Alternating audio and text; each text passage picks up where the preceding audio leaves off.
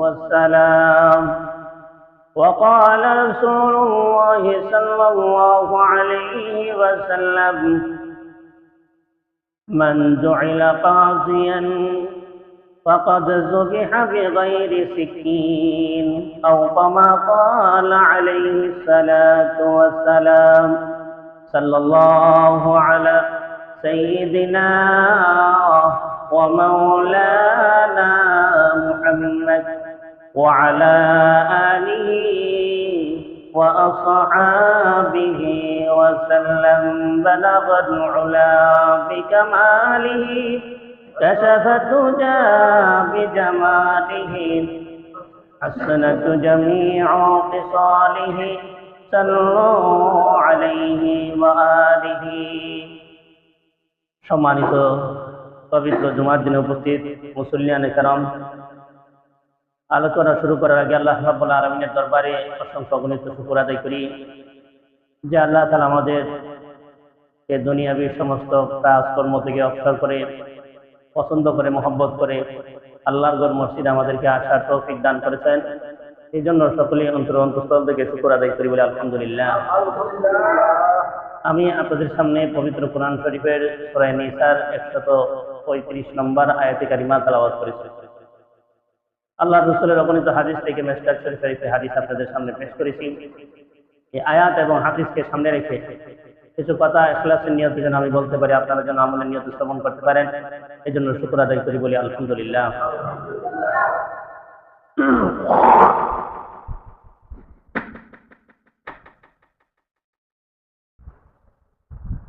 আমার তেলাওয়াতকৃত আয়াতে আল্লাহ রাব্বুল আলামিন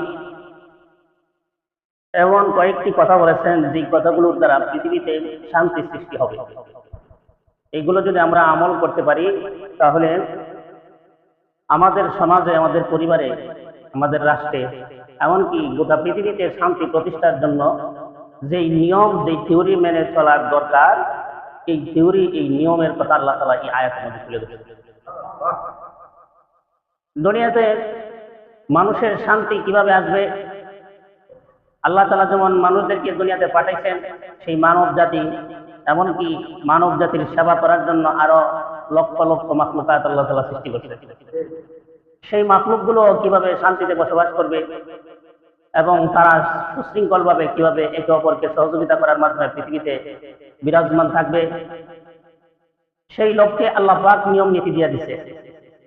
যদি 18,000 মাখলুকাত বা এর চেয়ে বেশি মাখলুকাত আছে, তারা যদি শৃঙ্খলা শান্তির জন্য কাজ না করত, তাহলে আমাদের পক্ষে শান্তিতে থাকা সম্ভব ছিল না। যেমন মনে করেন, আমরা অনেকে গরু ফালি, গোয়ালঘর থেকে যদি গরু বের হয়ে ঘরের যত লোক আছে পায়রা রাতের বেলা মাইরা লিত, তাহলে আমাদের পক্ষে বাঁচা সম্ভব ছিল?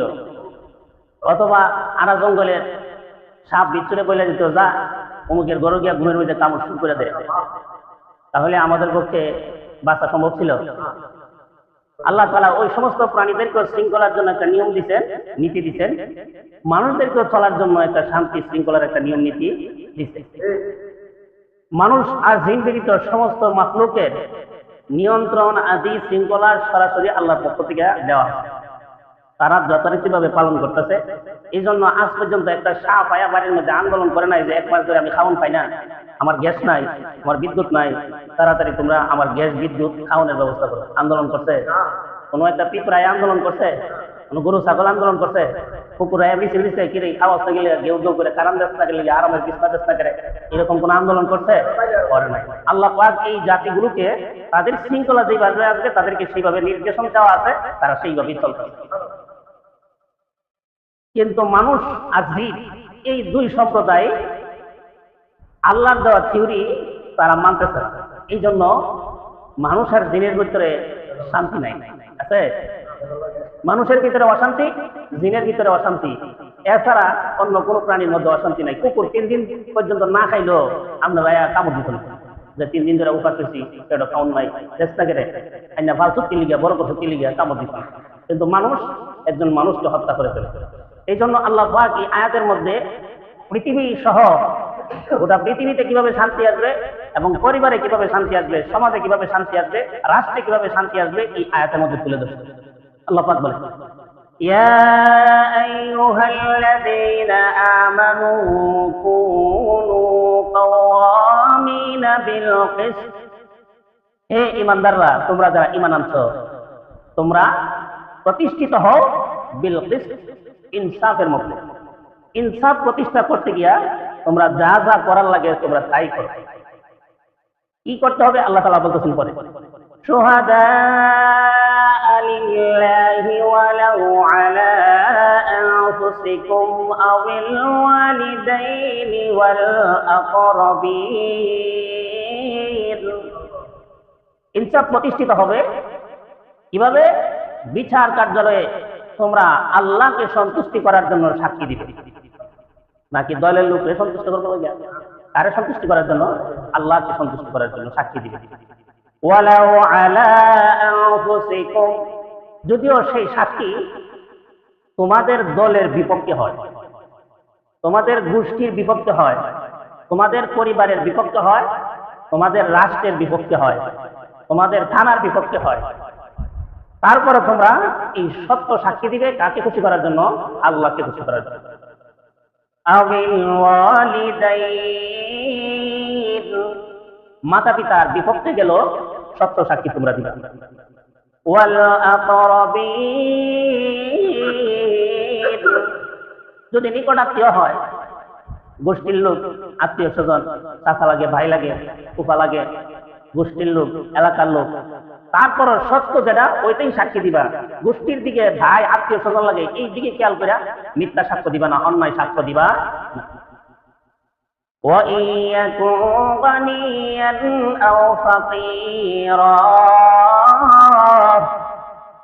যার পক্ষে সাক্ষী দিচ্ছ সে যদি ধনীয় হয় সত্য যেটা সেই সাক্ষী দিবা আও ফকিরান সে যদি গরিব হয় দরিদ্র হয় অভাবী হয় সেটাই সাক্ষী দিবা আল্লাহু আউলা বিহিমা ফলে আল্লাহ তাআলা এই দুইজনের প্রতি সন্তুষ্ট থাকবেন যে সাক্ষী দিল তার প্রতি আল্লাহ সন্তুষ্ট থাকবেন যার পক্ষে দিল তার প্রতি আল্লাহ তাআলা সন্তুষ্ট থাকবেন ফালা তাত্তাবিউল হাওয়া মনে চাইছে তো এটা সাক্ষী দিয়া দিলা এরকম যাতে না হয় মনে যেটা চাইছে এই অনুযায়ী না দেওয়া সত্য যেটা ওইটাই তুমি বলবা ওই সাক্ষীরাই দিবা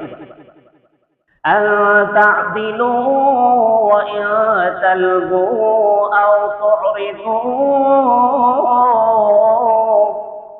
আন তা'দিলু যদি তোমরা ইনসাফ প্রতিষ্ঠা করো ওয়া ইন তালবু যদি তোমরা ঘুরাইয়া পেছাইয়া মিথ্যা সাক্ষী দাও আও তু'রিদু অথবা বিমুখ হয়া সে তোমার শত্রু এই জন্য তার বিপক্ষে সাক্ষী দাও ফাইন্নাল্লাহা কানা বিমা তা'মালুনা খাবীরা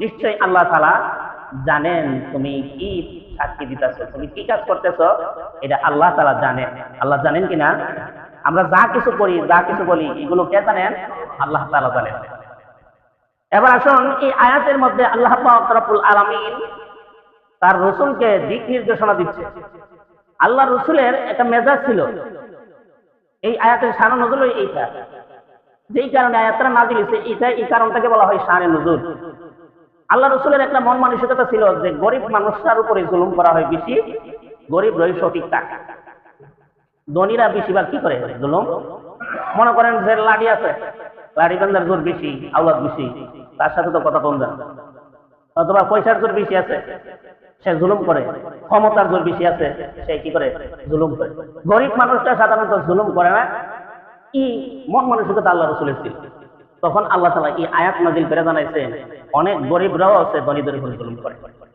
করে কিনা আমাদের সমাজে আসেনি ধনী না গরিবই এক বেলা খাবার খাইলে আরেক বেলার খাবার প্রস্তুতি নাই কিন্তু সে ক্ষমতাসীন ব্যক্তিদের উপর ধনীদের উপর এরপরে শিক্ষিত সমাজের উপর এমন জুলুম করে যেই জুলুমটা মাইনা নেওয়ার মতন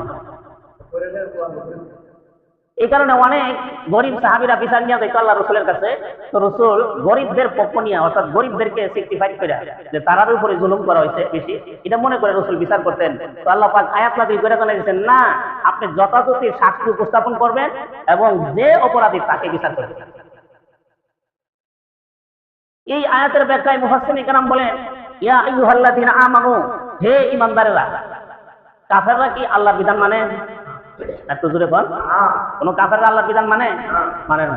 এই জন্য আল্লাহ প্রথম নম্বরে ঈমানদারকে বলছেন, হে ঈমানদারেরা, তোমরা যারা ঈমান আনছো, আল্লাহরে মানো, যারা আল্লাহকে বিশ্বাস তোমরা যারা করো, জান্নাত আছে জাহান্নাম আছে তোমরা যারা বিশ্বাস করো, তোমরা শুনো, কি কুনু কাওয়ামিনা বিল কিসত, তোমরা নিজেরাই সঠিক ইনসাফটা প্রতিষ্ঠা করবা। আমরা অনেক সময় মনে করি যে সরকারই দুর্নীতি করে, এই কথাটা আমরা মনে করি কিনা? সবাই সরকারের দোষ দেয়, সরকার দুর্নীতি করে। হ্যাঁ, সরকারে করে, কিন্তু আমরা যে নিজে নিজে দুর্নীতি করতেছি এটা বিচার করিনি, করি না।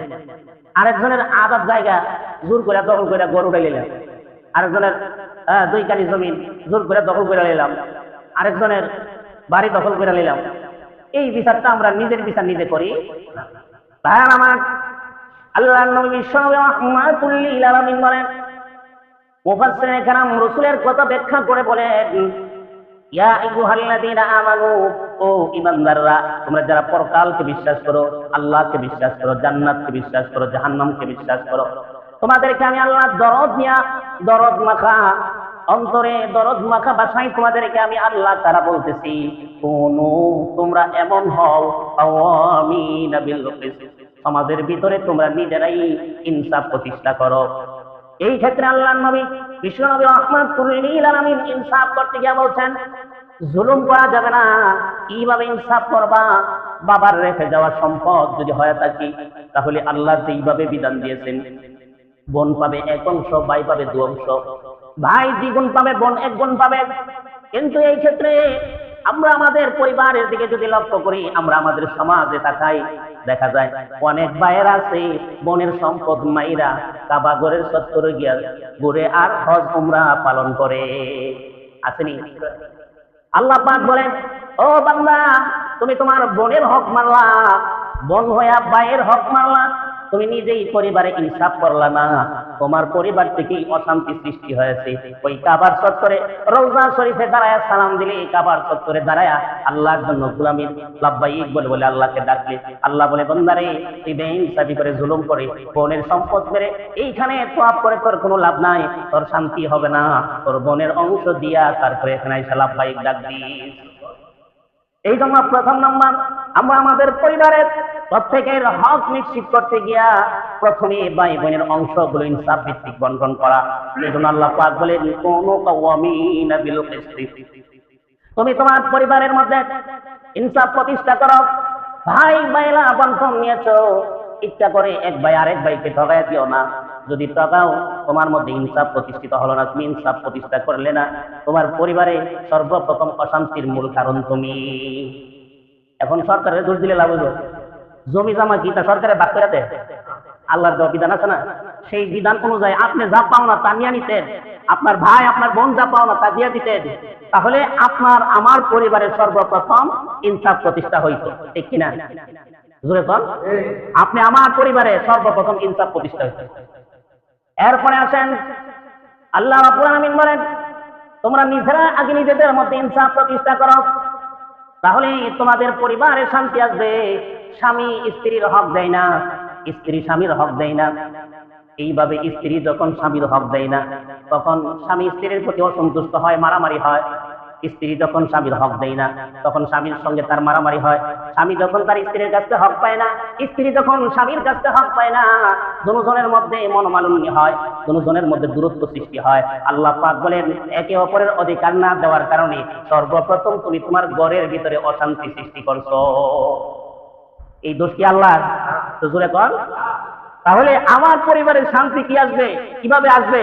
যে আল্লাহ বিধান দিয়ে রাখছেন, আমি যখন আমার হক দেই না, আর আমার হক যখন আমার ভাইয়ের কাছ থেকে পাই না, আমি যখন আমার হক আমার বোনের কাছ থেকে পাই না, আমি যখন আমার হক আমার বিবির কাছ থেকে পাই না, আমি যখন আমার হক আমার আত্মীয় স্বজনের কাছ থেকে পাই না, তখনই আমার ভিতরে একটা ক্ষোভ তৈরি হয়। এই ক্ষোভের প্রতিক্রিয়া হিসাবে একে অপরের উপর জুলুম অত্যাচার করে কিনা। এই জন্য সর্বপ্রথম আপনি আমাকে পরিবারে শান্তি প্রতিষ্ঠার জন্য ইনসাফ প্রতিষ্ঠা করতে হবে। মুফাসসিরিনে কেরাম বলেন, ইনসাফ আর সৎ সাক্ষী যদি সঠিক সাক্ষী সত্য সাক্ষী যদি প্রতিষ্ঠিত হয়, ইনসাফ আর সঠিক সাক্ষী যদি প্রতিষ্ঠিত হয়, গোটা পৃথিবীতে একদিনের ভিতরে শান্তি চলে আসবে। যত অশান্তি দেখতেছেন এটা বেইনসাফির কারণে। সরকার জনগণের হক দেয় না, জনগণ সরকারের হক দেয় না। এই কারণে জনগণের সাথে সরকারের বিভিন্ন ধরনের জুলুম অত্যাচারের শিকার হয়। এই জন্য রাষ্ট্রের ভিতরে শান্তি নাই। মুফাসসিরিনে কেরাম বলেন, যদি 10 সেকেন্ডের ভিতরে একজন আরেকজনের হক আদায় করে দেয়, প্রত্যেকেই প্রত্যেকের হক আদায় করে দেয়, তাহলে গোটা পৃথিবীতে 10 সেকেন্ডের ভিতরে শান্তি প্রতিষ্ঠা করা সম্ভব। কিন্তু আমরা নিজের বেলা হইলে তাল গাছটা আমার আর খাল বিলাম সর্দার 2 সর্দার রেডিছে টাকা বন্টন করবো লাগিয়া। এখন সরকাররা নাইটটা দেখছে তাল গাছ যে লাগাই রাখছে আরেকজনের জায়গা গেছে গায়ে তাল গাছ, বলতেছে কেউ এই তাল গাছ তো হিবারের সীমানাত গেছে গা, ওই তাল গাছ আমার সীমানাত রাখা যে বিচার করার পরে যেমন আমার সীমানাত থাকবো, সে কি আসলে শান্তি চায় না অশান্তি সৃষ্টি করতে চায়? তার সীমানাত যখন করছে তার উচিত হইলো এটা দিয়ে দেওয়া, আর না হলে গাছ কাটতে নিয়ে যাওয়া। কিন্তু সে কি বলতেছে, গাছ ঠিক রেখে আপনি বিচার করেন, বিচার করার আগে হেরে আগে বিচার করার দরকার, কারণ সে নিজেই জালিম হয়ে বলছে। এই জন্য গোটা পৃথিবীতে শান্তি প্রতিষ্ঠা করতে হলে 2টা কাজ যদি সারা পৃথিবীর মানুষরা একসাথে করতে থাকে, এখন যদি 10 মিনিটের ভিতরে বা 1 সেকেন্ডের ভিতরে সবাই যদি এই কথা বলে, আমার কাছে যে পাওন আছে আমি এখান থেকে উল্টে গিয়ে আদায় করে দিব। সরকার যদি বলে আমি আমার আসন থেকে বসা অবস্থায় দেশের জনগণের সকলের হক অধিকার প্রতিষ্ঠা করার জন্য আমি নিশ্চিত করব, গোটা পৃথিবীতে গোটা দেশের সব জনগণ যদি ইচ্ছা করে আমরা সরকারের যা পাওন আছে আমরা হিসাব করে সরকারের কাছে বুঝিয়ে দিব, তাহলেই দেশে শান্তি প্রতিষ্ঠা হয়ে যাবে। কিন্তু বড় সমস্যার বিষয় হলো সরকার গোষ্ঠী জনগণ কি কি পাওনা এবং কি কি তারা পাওন দেওয়ানোর দরকার এগুলোর হিসাবও দেখায় না, দেও না। আইনে মনে করেন নিজের মন মতো খরচ করে না। যে বিভিন্ন জেলায় রমজান মাস সরকারের পক্ষ থেকে সৌদি আরবের সরকারের খেজুর দিচ্ছে, আমরা জেলার খেজুর কই আছে আমরা কইতামই পারি না। যে গরিব যারা অসহায় আছে, দরিদ্র বিধবা মহিলা আছে, সমাজে এতিম আছে, এদের হক সরকারের পক্ষ থেকে দেওয়া হয়েছে। কিন্তু ব্রাহ্মণবাড়িয়ার জেলার মানুষরা আমরা কোথায় খেজুর পাইছেন? কেউ আপনাদের পরিবারে বা মহল্লার কেউ খেজুর পাইছে? চাউল আইছে 10 কেজি কইরা। এই জেলার ভিতরে গরিব বিধবা প্রতিবন্ধী এদেরকে দেওয়ার জন্য চাল আসছে, আপনারা পাইছেন? কেউ চাল পান নাই। যারা পাইছে তার ওই দলীয় লোক, আপনি আমার চাচা লাগবেন, আপনি আমার কে লাগবেন, ওই অনেক একজনে তথ্য দিল যে ইউনু এবং জেলা পরিষদের মেয়র তার বউরে প্রতিবন্ধী বানায়া বা তার চাল খাইতেছে, খেজুর খাইতেছে, টাকা নিতেছে। তাহলে শান্তি কেন্দ্রে আসতো? সরকারে যা দিতেছে এইগুলো দায়িত্বশীল লোকেরা সঠিকভাবে পৌঁছাইতেছে না, আর আমরাও সরকারের পাওনা পৌঁছাইতেছি না। গ্যাস বিল দেওয়ার কথা মাস শেষ হওয়ার সাথে সাথে তাই 4 মাস ঘুরাই গ্যাস বিল দিতেছে। সরকারের বাপের বাড়িতে গেল না গ্যাসের চাহিদা পুরা করবি যেটা দিব, কারেন্ট বিল মাস শেষ হওয়ার সাথে সাথে দেওয়ার কথা, কিন্তু আমরা দিতেছি 4 মাস 5 মাস ঘুরাইয়া। পৌরসভার ট্যাক্স আছে, এই যে রাস্তাঘাটে লাইট জ্বলে, এই লাইটের টাকা কি সরকারের বাপের বাড়ি জমিন বেচে দিব? আমরা থেকে দিব জমিনের ট্যাক্স। মোট কথা সরকারের পাওনা আমরা দিই না, আমরা পাওনা সরকার দেয় না। আমরা নির্বাচনের আগে এমপি মন্ত্রী থেকে দুয়ায়া বেড়া 1 টাকা 5 টাকা দামের সিগারেট খায় না, বেড়া নির্বাচনের সময় ব্যান সংখ্যা 18 টাকা 22 টাকা দামের সিগারেট, এমনি সারাদিন যায় 1 কাপ চা খানা। নির্বাচন আইতে পারে চেয়ারম্যানটা তৈরি বেড়া 20 কাপ চা একদিনই খাই নিচ্ছে। আমাদের সমাজে শান্তি আসবে? আসবে না। এই জন্য ভাই আমার আল্লাহ রাব্বুল আলামিন বলেন, কুনু কাওয়ামিনা বিল কিসতি, তোমরা তোমাদের মাঝে আগে ইনসাফ প্রতিষ্ঠা করো। ইনসাফের একটা হলো আপনার কাছে আমার কাছে যে পাওনা আছে ওই ব্যক্তির পাওনা যথারীতিভাবে বুঝাইয়া দেওয়া, আর অপর ব্যক্তির কাছে আমি পাওনা সেটাকে যথারীতিভাবে বুঝে নিয়ে আসা। এই 2টা কাজের সর্বোচ্চ সংজ্ঞা হইল ইনসাফ। আপনি আপনার হক বুঝে নেওয়া, আরেকজনের হক আপনি যা পাওনা আছে সেটা বুঝাইয়া দেওয়া, এটাকে বলা হয় ইনসাফ। আল্লাহ রাসূল বলেন, আগে সর্বপ্রথম তোমরা তোমাদের পরিবারে ইনসাফ প্রতিষ্ঠা করো। পরিবার যখন ইনসাফ ভিত্তিক হয়ে যাবে, ভাই বোনের হক আদায় করলো, স্বামী তার স্ত্রীর হক আদায় করলো, মা বাপ তার সন্তানের হক আদায় করলো, সন্তানরা মা বাবার হক আদায় করলো, সমাজে পরিবারের ভিতরে শান্তি প্রতিষ্ঠা হয়ে গেল। এবার সমাজে আসো, সমাজের লোকেরা যারা একে অপরের প্রতি জুলুম করে, সমাজের যারা নেতৃত্ব স্থানীয় লোকেরা, সর্দার মাতাব্বরা, তাদের দায়িত্ব হইল সমাজে কোন মানুষটা দরিদ্র অবস্থায় আছে, তার কিছু হক পাওনা আছে, হকগুলো আদায় করা। একে অপরের জমি জমা নিয়ে দলাদলি হয়, মারামারি হয়, ইনসাফ ভিত্তিক বন্টন করে দেওয়া। আল্লাহর রাসূল বিশ্বনবী রাহমাতুল লিল আলামিন বলেন, তোমার পার্শ্ববর্তী লাইনওয়ালা বাড়িওয়ালা যদি তোমার কাছে জমিনের অংশ পাওনা থাকে সেটা বুঝাইয়া দেওয়া, তোমার ভাই ভাগনা যদি পাওনা থাকে সেটা বুঝাইয়া দেওয়া। জমির ক্ষেত্রে আল্লাহর রাসূল বলেছেন, কেউ যদি 1 বিঘত জমি, একজন ভাই আরেকজন ভাইয়ের জমি যদি 1 বিঘত 1 গাব জমি নিয়ে নেয়, সে জানে না আপনি কলমের মায়ের ফেস দিয়া দুঃখাবাজি করে তার কাছ থেকে আপনি জমি নিয়ে নিলেন 1 বিঘত। আল্লাহর রাসূল বলেন, কিয়ামতের মাঠে 7 তবক জমিন গলায় দিয়া তাকে ঘুরতে হবে, আর নিচের দিকে সে ডাবতে থাকবে। সমাজের মানুষেরা একে অপরের প্রতি আন্তরিক হওয়া, একজনের পাওনা আরেকজন দিয়া দেওয়া, এইভাবে যদি সমাজের লোকেরা একজনের পাওনা আরেকজন দিয়া দেয়, সামাজিক ভাবে আপনার বাড়িতে অনুষ্ঠান, আপনি গান বাজাইলেন, আরো 10 ঘরের লোক সারা রাত্র ঘুমাইতে পারলো না, আপনি বাকি 10 ঘরের লোকের যে কষ্ট দিচ্ছেন, এই জুলুমের কারণে ওই লোকগুলো ঘুমাইতে পারলো না, সকালবেলা তাদের কাজে যাইতে পারলো না। এই যে জুলুম আপনি করছেন, এই জুলুমের কারণে সমাজে অশান্তি সৃষ্টি হবে। আপনি আপনার বাড়িতে অনুষ্ঠান করলেন, প্রতিবেশীকে দাওয়াত দিলেন না, দূরবর্তী আত্মীয় স্বজন না খাওয়ায় দিলেন, আপনি প্রতিবেশীর সঙ্গে আত্মীয় স্বজন সঙ্গে প্রতিবেশীর প্রতি জুলুম করলেন। বিপদে পড়লে প্রতিবেশীরা আপনার পাশে দাঁড়াবে, ওই দূর থেকে আত্মীয় এসে আপনার পাশে দাঁড়াবে না। এই জন্য প্রতিবেশী সমাজের কিছু হক আছে, সমাজের মানুষের দায়িত্ব হইল একটা মসজিদ মাদ্রাসা চলতে থাকলে এটাকে সহযোগিতা করা, এটার খোঁজখবর নেওয়া, ওইখানে ছাত্র থাকলে রোজিং রাখা, অথবা খরচ থাকলে খরচ দেওয়া। সমাজের এই মসজিদ মাদ্রাসাগুলো ইমাম আলেমরাও সমাজের মানুষের কিছু হক আছে, নামাজ রোজা হজ যাকাত এইগুলো দোয়া দুরূদ শিক্ষা দেওয়া। একে অপরের হক যদি আদায় করে তাহলেই সমাজে শান্তি প্রতিষ্ঠা হবে। আর যদি সামাজিকভাবে একদল আরেক দলের হক আদায় না করে তাহলে এই সমাজ থেকে শান্তি চিরতরে বিদায় হয়ে যাবে। কিন্তু আমরা সমাজও আছে, দূরে যায় লাভ নাই, আমার গোষ্ঠীর কথাই কই, আমার গোষ্ঠীর লোক যদি এক ঘরের লোক আরেক ঘরের লোক ফালাইয়া খাওয়ান খেলা, হেরা আবার একটা দল বেন্দা হেরা আবার একটা অনুষ্ঠান করে হেরা ফালাইতে খেলা, এই খাওয়ান হয়ে জামারামারি। এই কারণে তলে তলে সবাইটা হ্যাঁ আপনার গোষ্ঠীর বাচ্চাউন্যের গোষ্ঠী, ওই যে খাওয়ান হয়ে একে গেলে যাবে না বাচ্চাউন্যের গোষ্ঠী। আর আমি শুরু করতে বড় দেখছি এর মধ্যে আর কোনো জগরাজাতি না, এমনি কোনো জমি জামা লয়, কোনো জায়গা খালি খাওয়ান হয়ে এবেলে হেরে তো পড়াটি খেলিছে, এবেলে হেরে তো বিয়া খেলিছে, এই জাতীয়। এই যে অশান্তির কারণ কি? আপনার কাছে আপনার আত্মীয় স্বজনের যে হক আছে, তৌফিক অনুযায়ী আমরা দাওয়াত দিতেন, হেরো সবাই লয়ে খাইছেন, আমাদের তৌফিক আছে। আর না থাকলে ভিন্ন কথা, সমাজের মানুষ বুঝে কার তৌফিক আছে।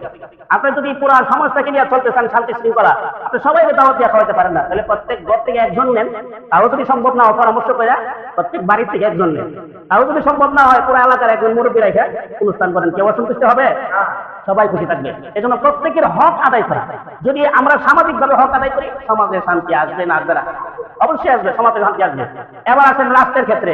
রাষ্ট্রের ভিতরে যদি আপনি যান, সরকারের দায়িত্ব হইল জনগণের হক যে আদায় করতে পারবে সে ওই সরকারের দায়িত্ব নেওয়া। যে হক আদায় করতে পারবে না তার জন্য সরকারের আসলে পয়সা টাকা জুলুম। আমরা কইলেন ফ্যামিলি কার্ড দিবেন, ওই জন্য দিবেন, কারে কারে দিবেন আপনি বললেন না, আমরা দুঃখাবাস। আমরা বললেন গ্যাস দিয়ে দিব, কোন কোন জায়গায় গ্যাস দিবেন উল্লেখ করলেন না, কোন কোন এলাকায় গ্যাসের আওতায় করবে উল্লেখ করলেন না, আপনি দুঃখাবাস। আপনি বললেন ইমামদেরকে সরকারি ভাতা দেওয়া হবে, আপনি উল্লেখ করলেন না, দিয়ে দিলেন আপনার মামুর বাড়ি, খালার বাড়ি, নানার বাড়ি ইমাম সাহেবের ভাতা দিয়ে দিলেন, আপনি ভাতা দিচ্ছেন, আপনি উল্লেখ করলেন না, নির্দিষ্ট করলেন না, আপনি দুঃখাবাস। এভাবে সরকার পক্ষ থেকে দুঃখাবাদি শুরু হয়। আমি আপনি সরকারি ট্যাক্স দেওয়ার দায়িত্ব আমি ঠিকভাবে কারেন্ট বিল পরিশোধ করতেছি না, জমির ট্যাক্স দিতেছি না, পৌরসভার ট্যাক্স দিতেছি না, বিভিন্নভাবে সরকারি খাতে সরকারি অনুদান ব্যবহার করতেছি, আমি সরকারের পাওনা দিতেছি না, তাহলে সরকারের সাথে জনগণের সংঘর্ষ হবে। যখন থেকে সংঘর্ষ শুরু হবে, একে অপরের হক না দেওয়ার কারণে সংঘর্ষ শুরু হবে। এই সংঘর্ষের কারণে দেশের মধ্যে অরাজকতা, অশান্তি সৃষ্টি হবে। এই জন্য আমাদেরকে পরিবার থেকে পরিবার থেকে নিয়ে রাষ্ট্র পর্যন্ত একে অপরের হক আদায় করতে পারলে আমাদের সমাজে শান্তি আসবে। এই জন্য আল্লাহ পাক বলেন সুহাদা আলিল্লাহি, যদি একে অপরের পক্ষে সাক্ষী দিতে হয় তাহলে আল্লাহকে সন্তুষ্ট করার জন্য সাক্ষী দেওয়া।